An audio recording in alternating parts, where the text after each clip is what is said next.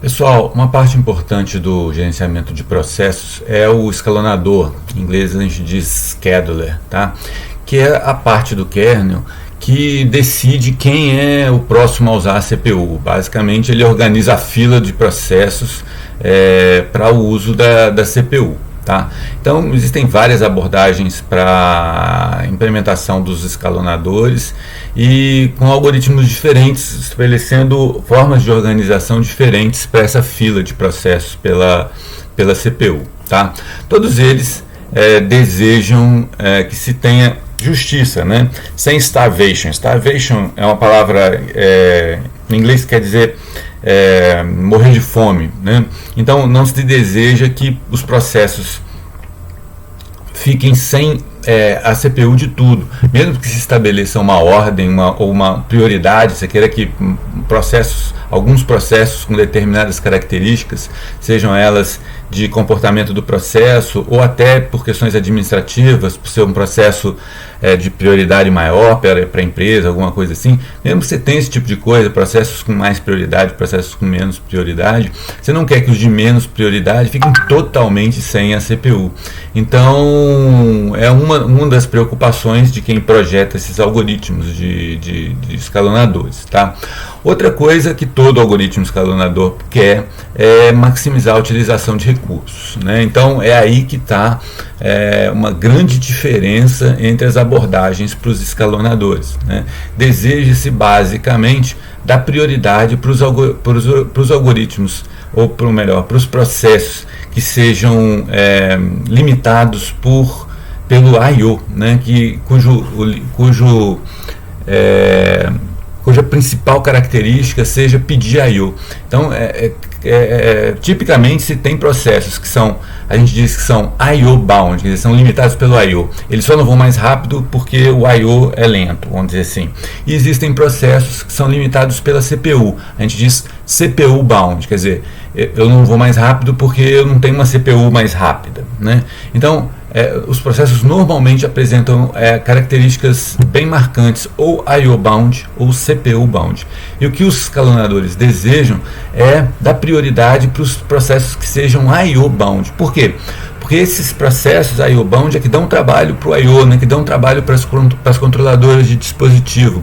Então são eles que geram o paralelismo. Se eu coloco um CPU bound na CPU primeiro, ele vai usar a CPU, vai deixar ociosos todos os controladores de dispositivo, né, e só a CPU vai trabalhar. Então o ideal coloca primeiro os I/O bound, porque o I/O bound vai dar trabalho para os controladores de dispositivo e ele se bloqueia automaticamente, né? Ele se bloqueia por I/O, né? Então ele dá trabalho e sai rapidamente da CPU. Então depois que tiverem todos os controladores de dispositivo com serviço, vamos dizer assim, com trabalho, aí sim os CPU bound entram e vão poder usar a CPU e você vai conseguir o máximo de paralelismo. Essa é a ideia, né?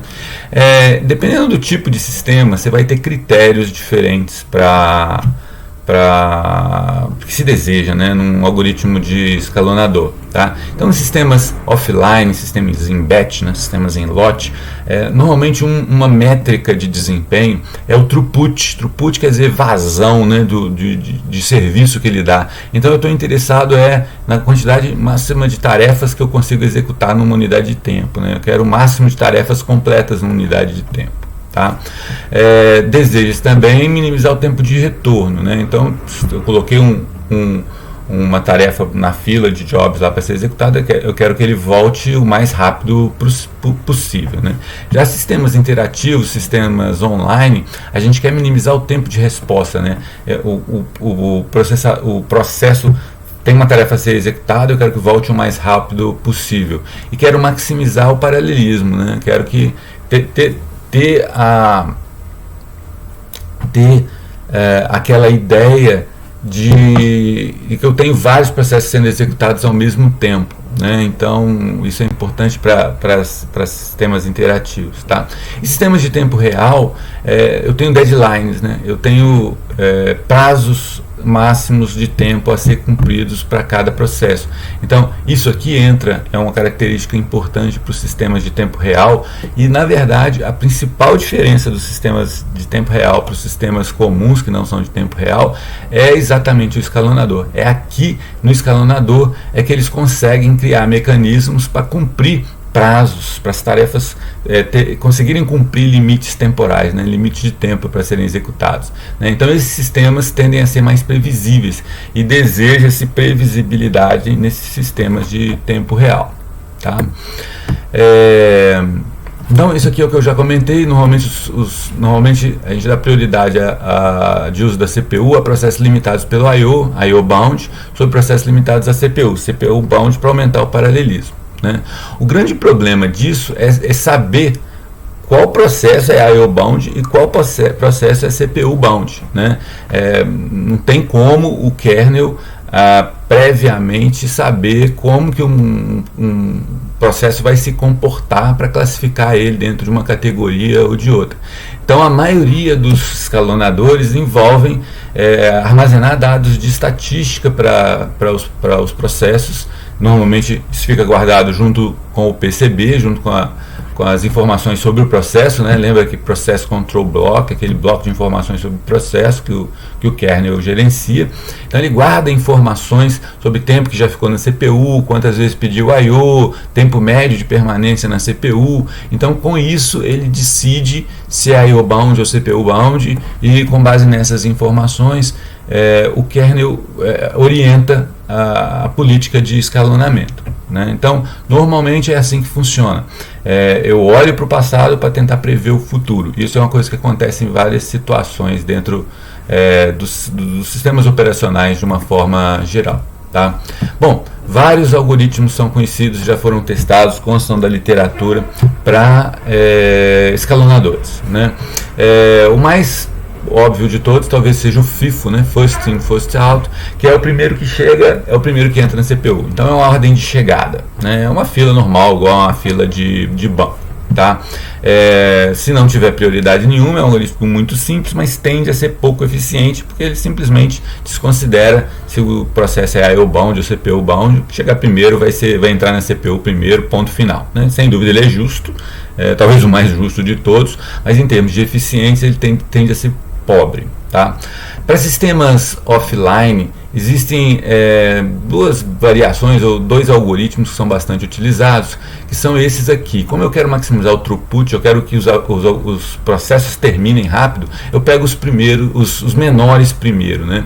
Ou o menor processo mesmo, ou o que tem menos tempo para terminar. Lembrando que também não é muito trivial prever quanto tempo falta para um processo terminar, né? O processo, você não pode fazer essa inferência pelo tamanho do código, né? Um código pode ser pequeno, mas pode ser um loop e ele levar um tempão para executar aquele pedaço de código. Então, saber qual que é o mais curto ou qual que é o que tem um menor tempo para terminar não é trivial. Também depende de analisar o processo, depende de estatística.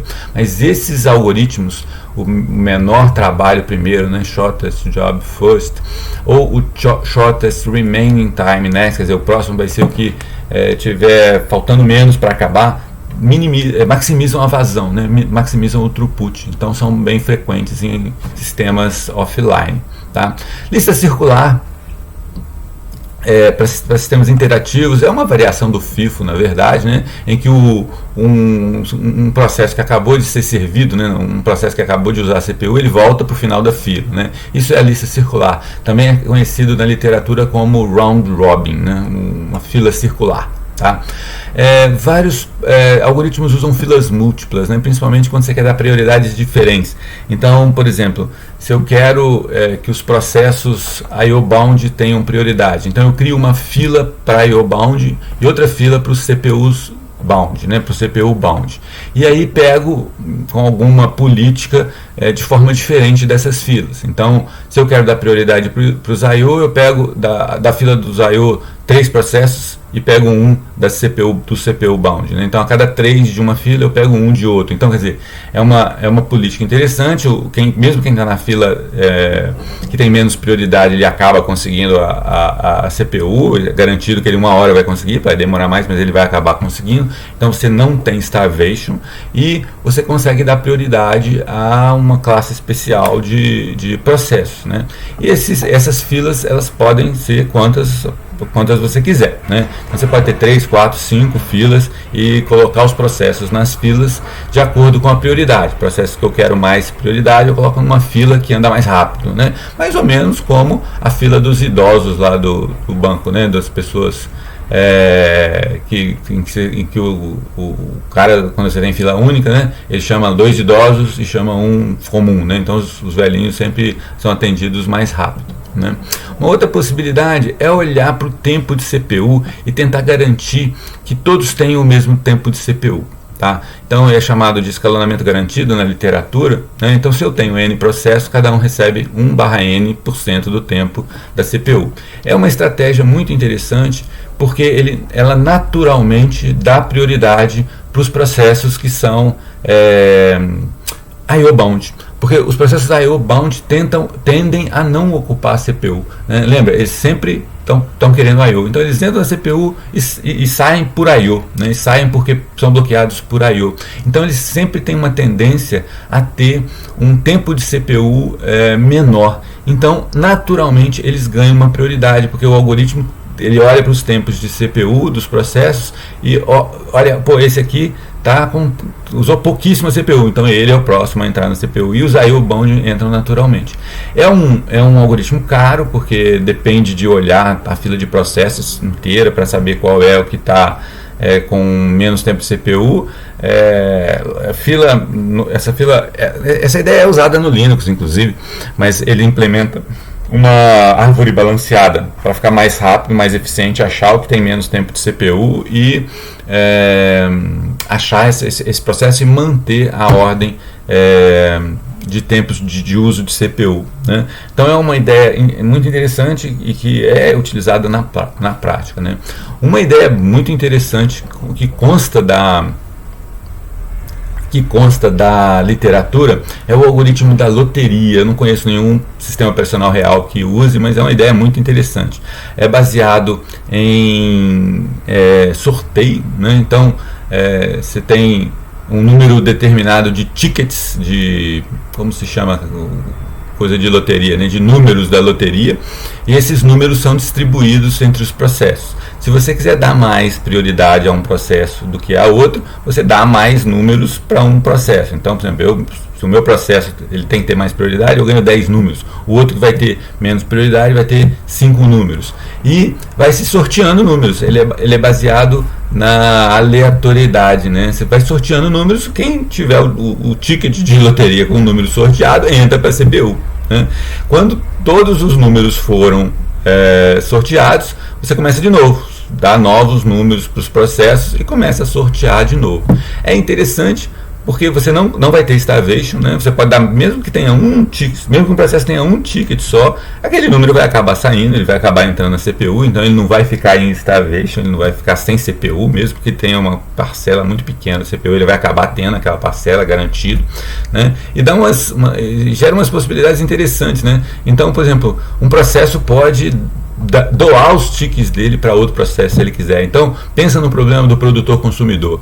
O produtor percebe que o buffer está cheio e que não adianta ele ser sorteado, né? Não adianta ele ganhar a CPU, porque ele não vai ter onde guardar os dados que ele produzir. Então ele pode pegar os tickets dele e dar para o consumidor, que para ele andar, ele precisa que o consumidor ande. Então ele pode acelerar um processo deliberadamente. Então dá uma série de possibilidades no gerenciamento de processos bem interessantes, bem bacanas, tá? Então é um algoritmo bem interessante e muito pouco óbvio, né? Assim, ele é bem criativo, então eu acho ele bastante interessante, esse algoritmo da loteria, tá? Sistemas de tempo real normalmente tem que levar em conta o deadline, né? Tem que levar em conta o prazo para execução dos processos. Então, na literatura é citado como earliest deadline first, quer dizer, é o que está com deadline mais apertado, vamos dizer assim, que está com deadline mais cedo vai primeiro, né? Então quem está para perder o deadline ganha a CPU para não perder o deadline, para poder cumprir a tarefa dele respeitando a deadline, né? O limite de tempo que ele tiver. Então normalmente sistemas de tempo real implementam algum tipo de escalonador que leve em conta o prazo para execução das tarefas, tá? É isso aí, turma.